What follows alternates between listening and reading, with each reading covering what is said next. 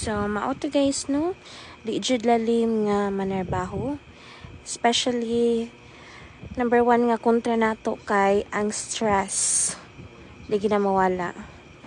Second is ang regular nga sleep.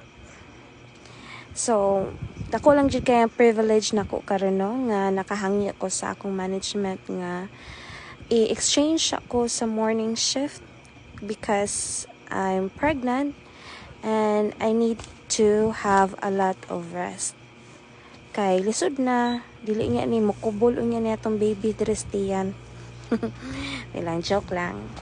So mao to dili pod ingon nga dali mangita o work from home nga pang morning shift kay mostly pang gabi man jud na. So karon na jud ta nakaluwag-luwag gamay ug nakaginhawa gamay. So mao to siya guys.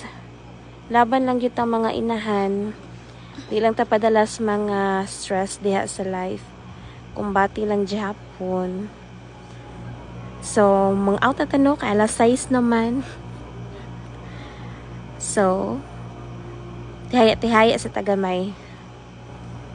Dala pa cute. Oh, pag ginawa na tong baby. That's all for today.